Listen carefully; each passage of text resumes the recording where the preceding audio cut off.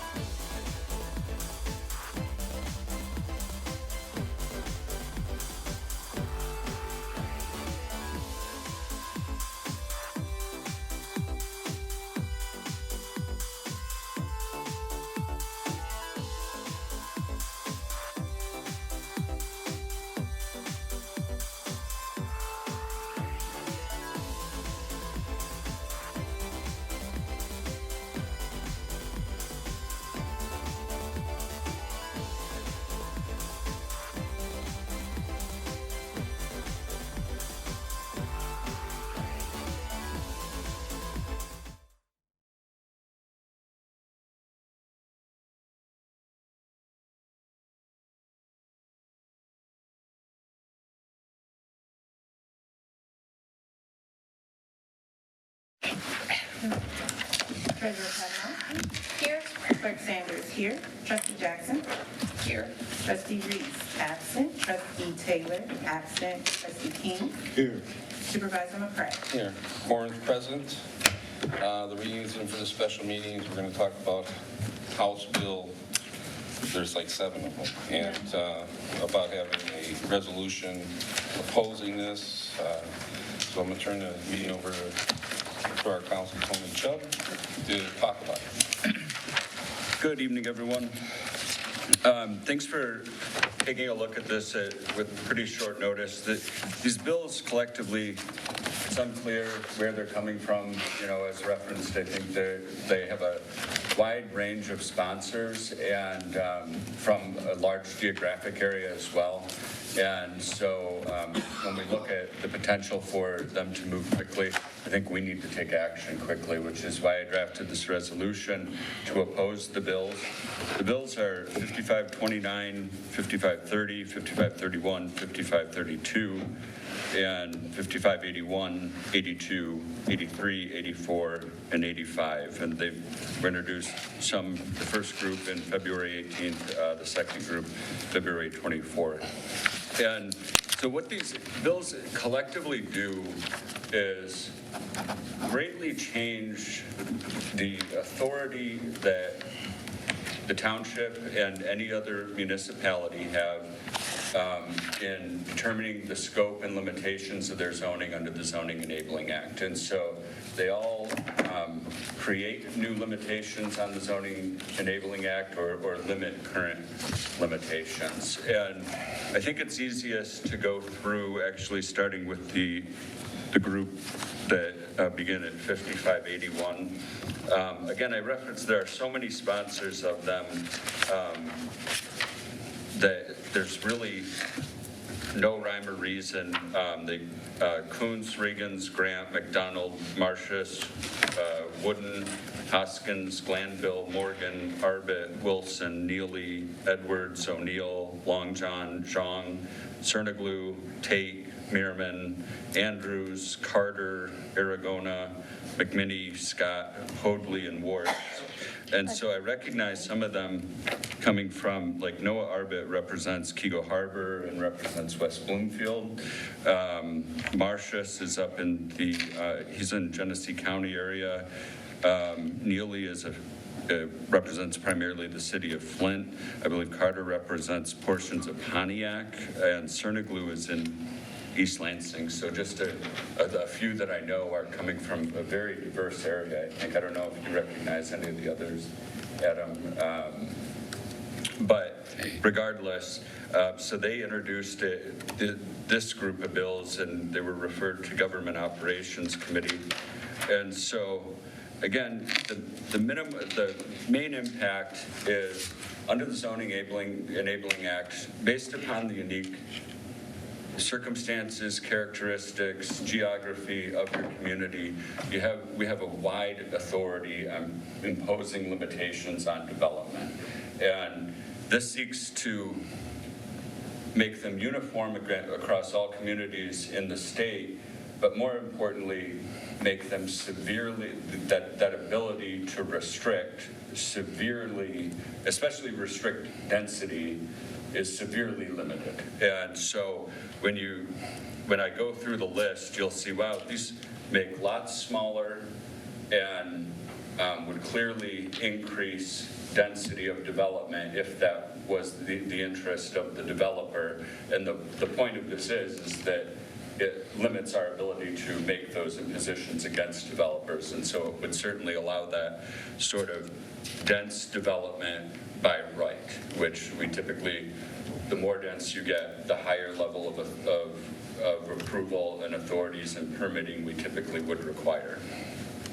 And so House Bill 5581 is an addition, and I'm not going to hit on every single change to these because a lot of them are very minor in nature and a lot of just making sure that they're all consistent, but it does not allow the imposition of a minimum area requirement of greater than 500 square feet for a dwelling. So that means the minimum size of a home at 500 square feet. 5582 prohibits limitations requiring the provision of more than one parking space, including guest parking per dwelling unit for a multifamily residential use of a property. Prohibits the exclusion of any residential zone, from any residential zone, a mobile home. And so it allows use of mobile homes in residential as of right. 5583, you know, it's one of the biggest things that you do in development is impose certain setbacks based on the different types of zoning that you have. It completely stops that in residential and says that we cannot enforce a front setback, which is from the street, of greater than 15 feet, or a side setback of more than 5 feet.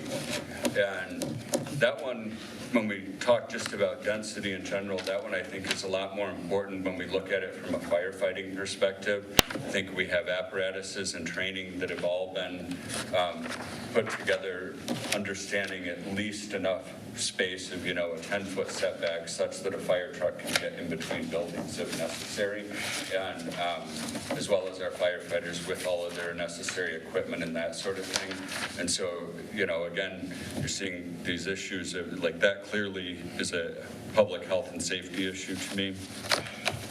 When we go to 5584, this is what allows the development of a duplex by right. And so we currently can certainly and do limit within the zoning ordinance. Certain areas are allowed to have a duplex, or if you want to have a duplex, there's a process for it through a special land use permit, a variance, that sort of thing. This would say somebody can do that as of right. So when you look at, and what I absolutely fear is when you look at larger historic homes, it would make it very compelling for a developer to go in with the intention of turning them into a duplex and trying to profit off of that, which can have a huge impact on the historical characteristics of a community. And then 5585 is another interesting one. It creates accessory dwelling units as of right, and so an accessory dwelling unit is generally, like, it's called a grandmother cottage or something along those lines, which would be a smaller home that's on the rear of your property or on the vacant portion of your property, and it allows that as of right. That's one that it just depends on the communities that you're in. That one I think has a much more serious concern for things that are like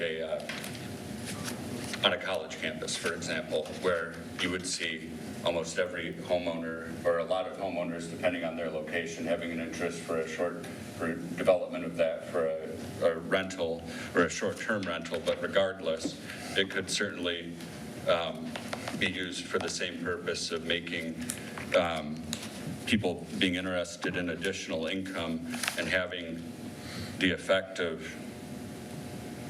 you know, doubling the infrastructure use on each parcel, because you're suddenly going to 2 kitchens and however many, you know, doubling your bathrooms, your beds, and your occupants. And so, you know, we know the limitations on our system. We're currently putting over $100 million into the CSO, and these are the types of the very intensive development that would again bring us to those limits, and we likewise have them with water, you know, and with the provision of water. And so these are very serious concerns that go, you know, well beyond just the question of, is density bad? These are very, you know, pragmatic, practical problems that we would have to overcome if this were allowed and we had no control over it. When we go to 5529, and I believe 5530 and 31, all essentially they're amendments to the Zoning Enabling Act to allow for those uses that I just referenced, so that they are consistent, and they just kind of clean those up, clean up several sections of the Zoning Enabling Act. But the one thing that they do in 5529 specifically is your minimum parcel size. We currently have no limitation based on reasonableness and all the other basic standards of the zoning ordinance for determining a minimum parcel size. This provides a maximum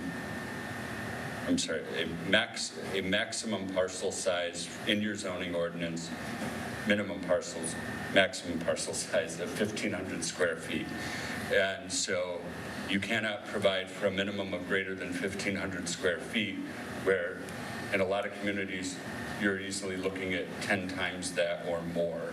And when you think about a parcel size of 1,500 square feet, that would be 30 feet by 50 feet.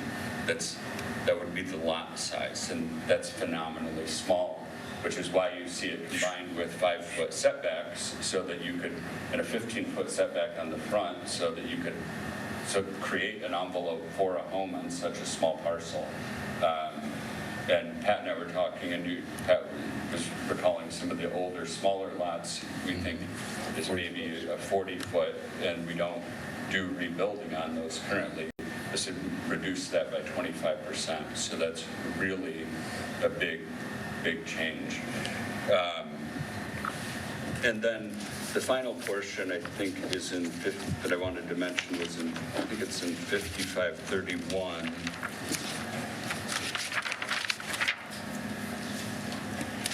No. 5532.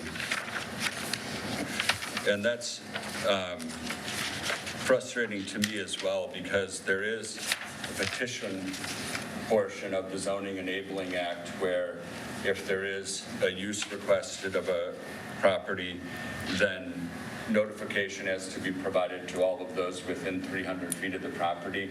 And this provides, if they obtain 20% signatures from 20% of the people within that 300-foot circle, that, well, I guess it would be a 600-foot circle, then the petition can halt that development based on what happens, subject to the ultimate result of that protest petition. But the change is that it goes from 20% of the people within the local area to 60%. And so it makes it that much harder for residents to try to stop development that's local to them if they were opposed to it.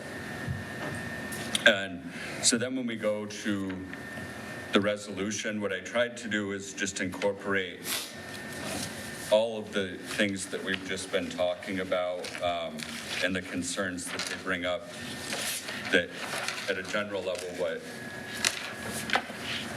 much greater density development causes concern for. And I think you guys have all had the opportunity to see it. And I'm happy to answer any questions about this, or if you have any further thoughts on the content of the resolution.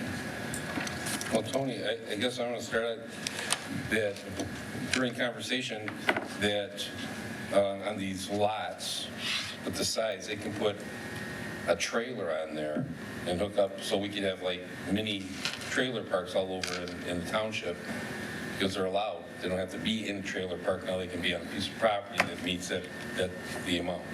Yeah, that's correct. It's trailers, mobile homes under how they're defined under Michigan law are a use of right on any residential property. Okay, that's concerning. And the other thing is that, we spend a lot of money on the CSO right now. And for some reason, we have an increase and people start doing that, or buying homes on bigger lots so they can put a bunch of little ones. They didn't give us we had to beg.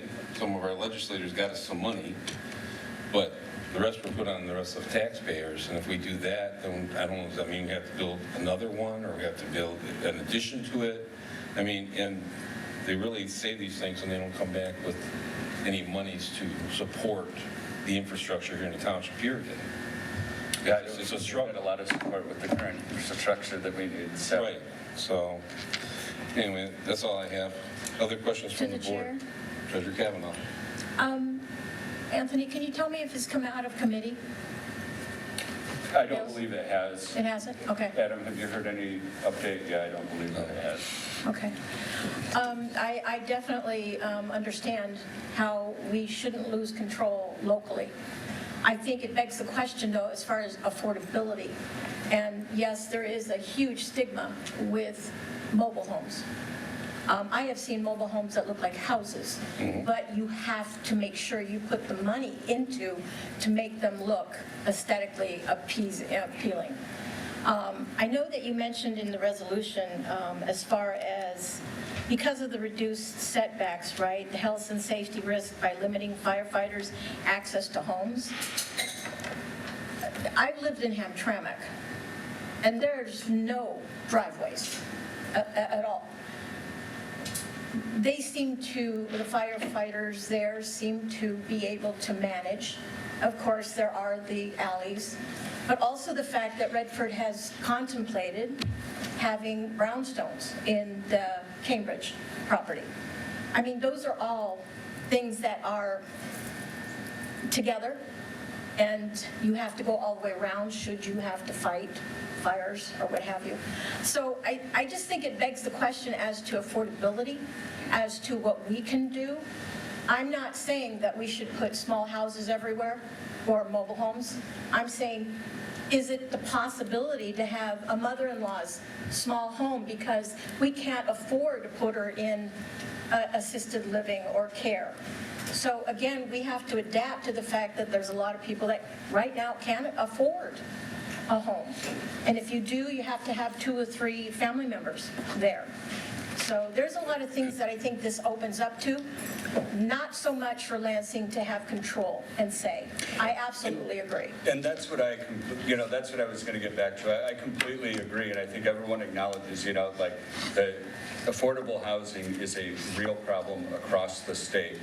The issue is, how do we want to solve it? Do we solve it by mandating that Redford is the exact same as Detroit, is the same as Traverse City, is the same as Grand Rapids? Correct. Or do we look and say, based on each community's unique circumstances, their unique geography, their current density, we all have probably a better way to fix our own problems, and I think that's really the case. I think it's almost that simple. I agree. Yeah. If I may just add to that, because on Friday, I was at the MGFOA conference, and so the lobbyists from the MTA, the MML, and the MAC were all there, and they were talking about the fact that I think getting to like what Treasurer Kavanaugh is saying too is that affordable housing has been an issue in Michigan for many years, so that's not a new topic. And there's also the issue of simply due to interest rates and the situation we find ourselves in as a result of that, with people not doing as much of the natural progression of moving between houses, that we see there's pressure that we need more homes, right? Affordable or not, we just need more homes. And I think that's partially why we're seeing support from this from both sides of the aisle, because it is a topic that needs to be addressed. But mandating something like this on the locals with no thought to the structure and the plan, that's where I think the real danger is, right? Because every community is going to be different in terms of the topography and the demands of that community, and Lansing doesn't have the ability to make that evaluation. I suspect that there's a lot of frustration going on in Lansing, that there are definitely communities that are playing the NIMBY card, right? The not in my backyard, and they wanted to make it someone else's problem. And there's part of me that wonders if they're doing this as a way to kind of force the locals to maybe re-examine some of their policies, because we know there's a lot of policies that people have that they've had for decades that they don't reevaluate and look at. But these bills themselves, I think, could be really dangerous, more from that planning perspective of how do we ensure that we're properly prepared to be able to accommodate that. Okay, yeah, no, and that's definitely, and I think I had a conversation with Anthony before the meeting, is what I also have concerns if you start putting small homes, let's say on the Plymouth corridor, the fact that the dispensaries are going to start marking that and moving the needle also, because all of a sudden we've moved it, and they're going to say, okay, well, now you're going to measure it differently. So again, that's also a very big concern of mine, so thank you. Yeah. Okay, go ahead. If I could just say something. To this point? I don't know if that's Sorry. something that would be, if you could put a house on Plymouth Road, I didn't see anything regarding the zoning just in residential, so I just want to. But it butts up, yeah. But But it butts up to residential. on the commercial corridors, that's all I meant. I just Okay. want to clarify that. I thought this was just our districts, correct? What I was reading? Okay. There are a Yeah, lot yeah. that are back behind. Yeah, just back by, I just wanted to, Okay, no. I wanna make sure I didn't miss something. Clarification's good. Okay. Thank you, Mike. Trustee Jackson. Any feel for the likelihood of this getting passed by the House and the Senate? You know, I mean, the interesting part is just from the large group of sponsors that are very different. You wouldn't typically find this group on one bill, which is why we have a lot of concern from the beginning and why I've tried to come at this pretty hard. I do think it's getting pushed back. I think they're seeing communities reacting, and so this is the best way to fight it. That's about all I can say right now. To the chair. Treasurer Kavanaugh. To be clear, the resolution will not do anything. Right. Except explain our opinion as where we stand. Yeah, that's exactly Okay. right. That's why we do, but we want to make sure that Yeah. that the leaders that will be voting on it are aware of where we stand, and so we will be sending it to them. Yeah, okay. Just wanted to be clear for, Yes, absolutely, yes. Audience. This does not independently have the ability to stop it. To stop. Very good No. point. Right, Okay. we want them to know that we don't want exactly, them we to don't want it, pass. yeah, Well, okay. yes, but if everybody does this, the noise is loud. and- No. Oh, absolutely. Right. Right? Yep. Other questions from the board? Through the chair. Trustee King. Thank you, Attorney Chuck, for this, and, you know, I understand the affordable housing aspect and everything, but, you know, when they force down your throat a lot of zoning changes that are a matter of right, you know, that's a real problem. You know, I mean, we can have mobile homes on lots, but if we have a chance to go through and do our due diligence and look over the scenario, that's what we want. Correct me if I'm wrong, I thought we executed a contract with a lobbyist. We did. We did. I would like for our lobbyists Okay. to do a report on these bills. I know Attorney Chubb, you do a wonderful job, but I don't want you doing somebody else's work either. Yeah, oh, absolutely. I just think it's really important what you've referenced, you know, like the processes and procedures that we do have in place, you know, like we have as you're well aware, the Planning Commission, the Zoning Board of Appeals. People, if they wanted to move forward with something, with some of these exceptions, we have a process in place, and that's what the Zoning Enabling Act has always required. But it's been for us to set up how we go about the process, which boards review it, and if it ultimately gets to you for review, what those standards are, then you make that determination. And that's all we're trying to keep, you know, it's in no way inhibiting the ability of this type of development carte blanche. You know, that's not the intent. We just want to keep it how it is, which is going through the proper processes for these types of developments within the township. Exactly. Thank you. Other questions from the board? What's the pleasure of the board? To the chair, Trustee Jackson. I move that we approve the resolution. Oh, exact wording. I move that we approve the resolution opposing all of the bills from